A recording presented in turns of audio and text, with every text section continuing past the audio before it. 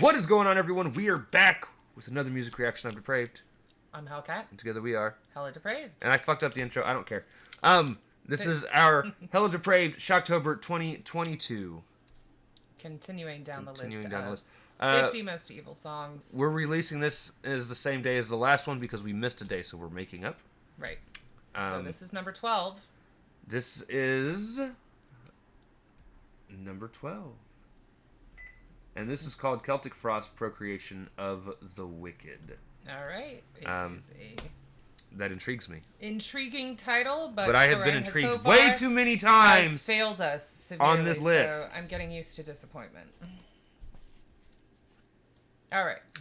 So, yeah, this is Celtic Frost, Procreation. I've never even heard of this band, so. Me neither, but that's super cool. Let's get it. I appreciate it.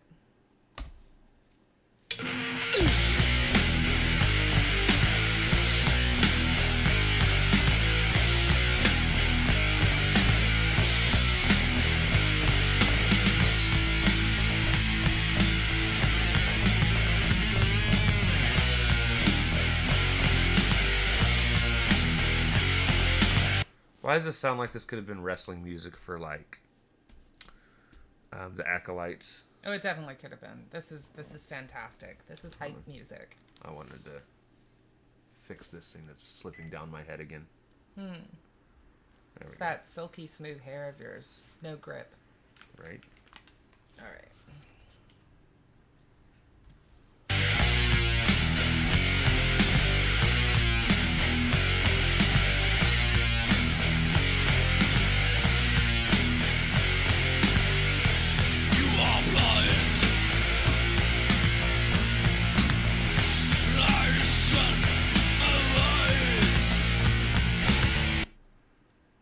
So, if Arnold... Okay. Right. Okay. If he wants to take up music, is that what you're were saying? to do metal. Right. On a bad day. This is like a Mucinex day. But close. Right. Yeah. Yeah, yeah. Okay.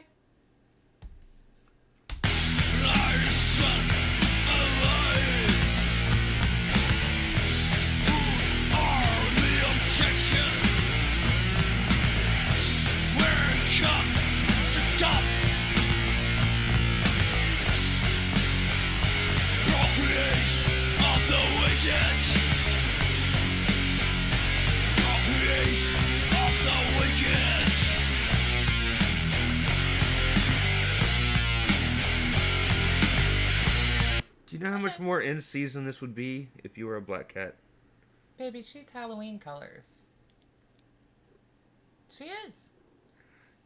I mean, mostly white is not a Halloween color. Baby, she's black, ginger, and white. She's... I mean, I know she kind of looks like a piece of candy corn. I'm just saying. Right. She's about as sweet as a candy corn, too. No. She ain't. Well, yeah, she is. But there's always the betrayal that comes with candy corn. The waxy outer shell that, you know, defies any loveliness of candy. Right. That would be her. All right, so far, you are blind, deny the sun and light. Whose are the objections? From where come the doubts? Procreation of the wicked. Times 2. Right. Okay.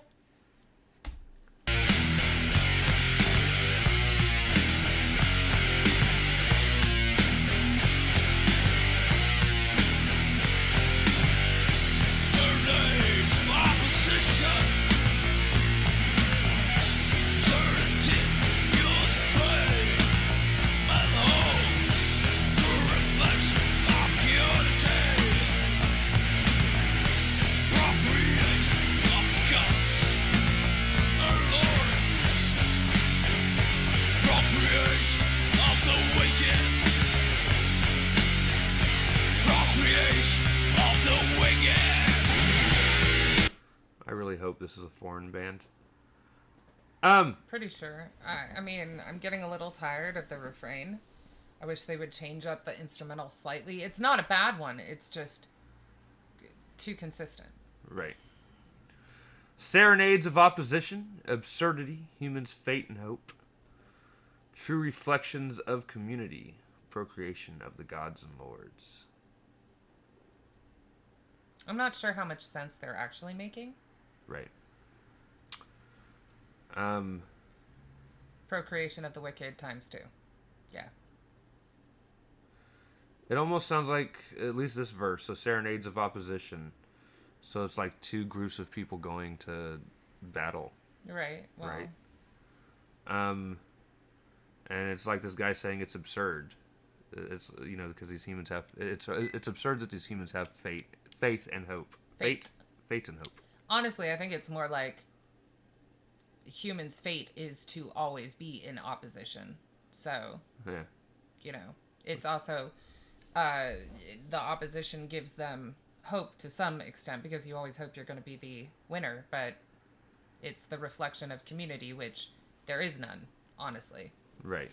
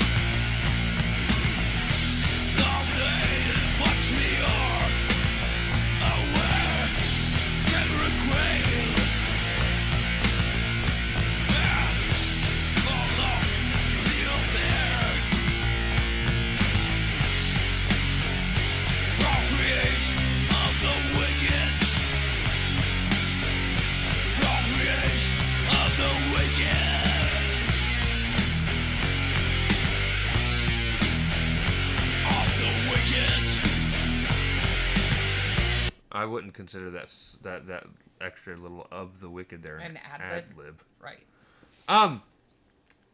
Cain and Abel's love and death, which honestly that whole sentence was inaudible. Love and hate is what we are. Dagger and Grail are fallen off the altar. Again, he's just talking about the two sides of humanity. Right. And he's not wrong. No.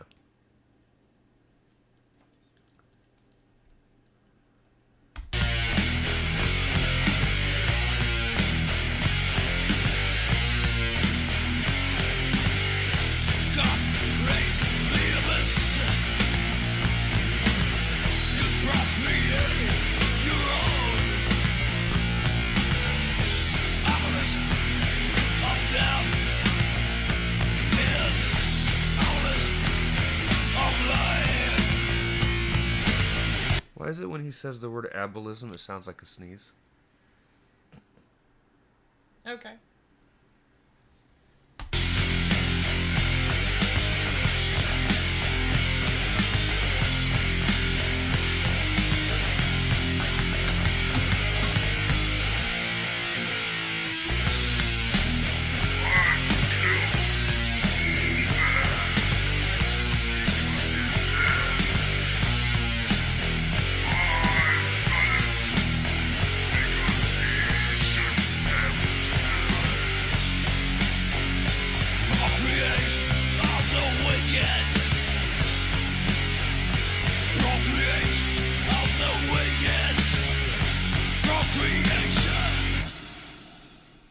So basically, we just perpetuate the cycle of evil because it's part of humanity.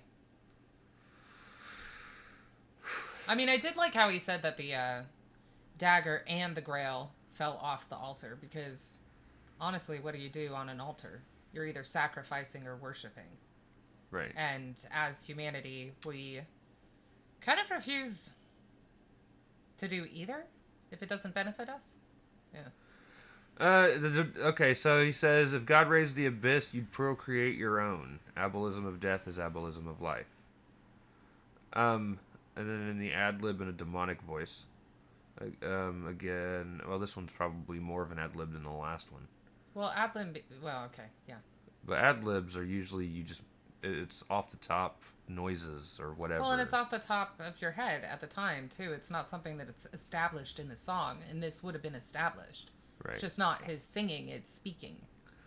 He says, I've killed this old man because he limped. I've done it because he shouldn't have to do it. So it's mercy. It's a mercy killing in his eyes. Yes and no. I mean, like, so the first sentence, if they didn't add the second sentence, would kind of be the more hate-filled version of humanity in terms of, like, he was useless. He limped. He was broken. He was an old man. Second part would be the mercy killing. Right. So, yeah, it's still the love and hate relationship kind of thing. And then it ends on the chorus. In the demonic voice is the only thing that has, Dear God. An annotation. A novel of an annotation. Like, literally, you had nothing for the rest of the fucking song, but you have a goddamn book report on this one section.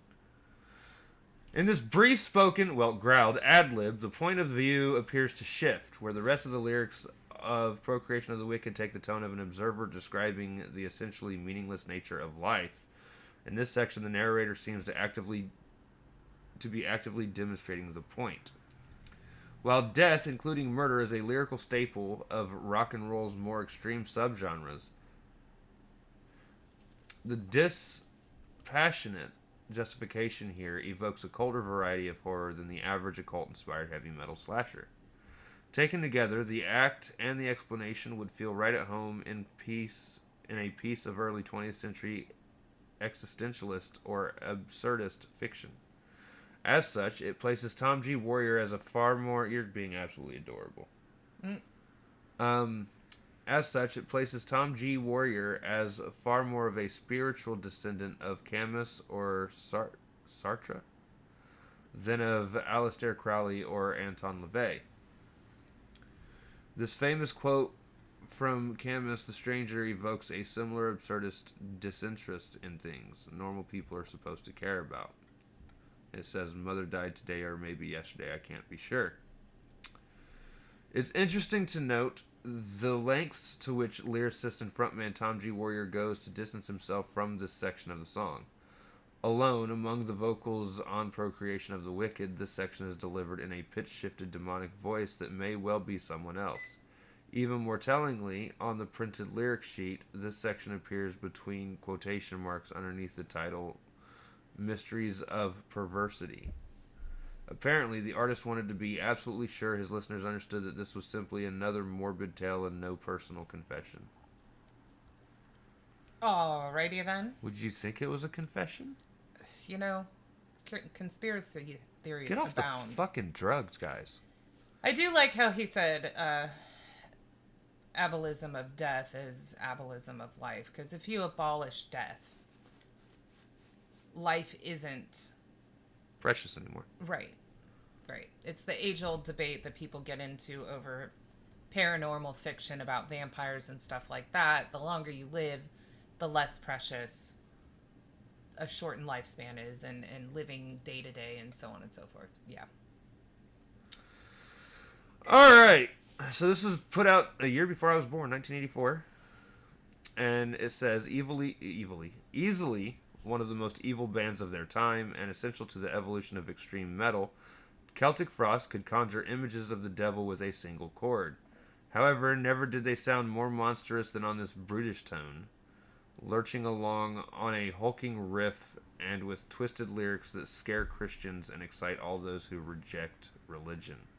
If God raised I'd say no. Huh? I'd say no. All right. If God raised the abyss, you'd procreate your own. Abolition of death is abolition of life. This is music gloriously devoid of anything that could be considered good. That's a double entendre.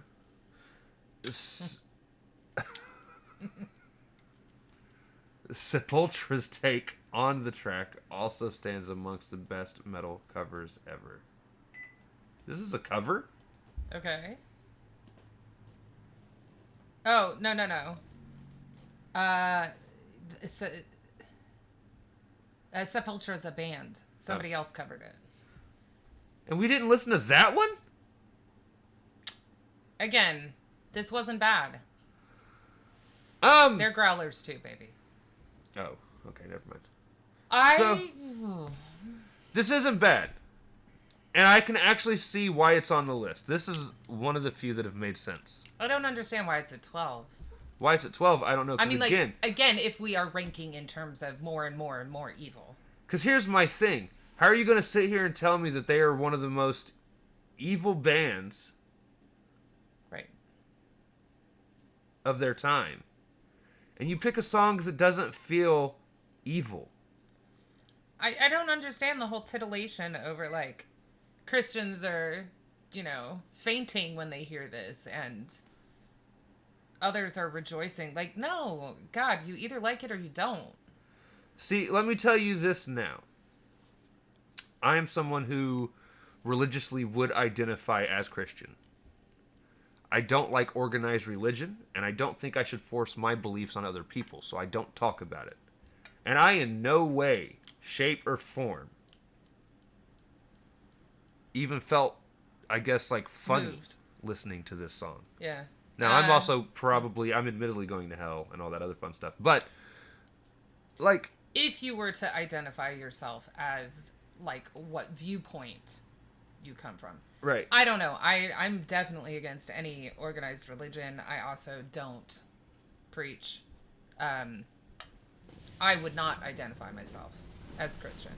And I was not over here losing my shit because this is amazing either. Right. Like, good instrumental. Again, a little repetitive for my taste, but I quite enjoyed the instrumental. Not so much his voice, but, I mean, honestly, the lyrics, I liked some of them. Like, I liked the point that he was making in terms of, like, humanity's not going to change, and there's two sides of us, and he is absolutely accurate in his, you know, just basic observation of humanity, and going back to Cain and Abel, I took that as more you know, yeah, he's bringing a little bit of, the Christian religion, that people identify with these characters, you know, but it's also to make a point that as far back as Cain and Abel, which were, quote unquote, some of the first people, we have always had this contentious relationship with each other. We've always been brother against brother, human against human. Religion or not. Right. And again, you heard our hot take on that demonic speak quote. It wasn't like, oh my God, he went out and killed someone. It was the two viewpoints of, like, absolute, just sort of cold, like, survivalist, like, this is better for everyone else, versus, like, a mercy killing. And again, that's how people are. So, I don't know. If this is one of the evilest bands of its time, I would want to hear more of their stuff for a list like this. I don't necessarily want to hear more of their stuff in general because I'm not big on the growly voice, but I'm just saying I feel like Procreation of the Wicked is a great title for this list of evil. I don't feel like the song did the title justice for a list of 50 most evil. Right. Yeah. Alright, so it doesn't make the Halloween playlist. It barely makes the list of most evil for me. Yeah, it'd be like a 28, 29-ish. I mean, it's a list of 50. Oh. I'd push it way up. It'd be like 48, 49. Right. I thought, for a second I was thinking the list 30. of 25. Right.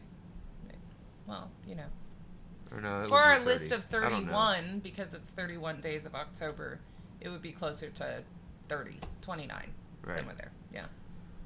Alright, so if you guys liked the video, slash that like button, subscribe, ring the bell for notifications. Comment down below, what did you think of Celtic Frost with Procreation of the Wicked? Also, comment down below if there's anything else you guys would like to see reacted to. Check the description below for all the things. Push our buttons. Come join us on our other social media platforms, mostly Twitter if you want a quicker response. We love y'all. Thank y'all for watching. Cannot wait to see you to pray people later. Bye.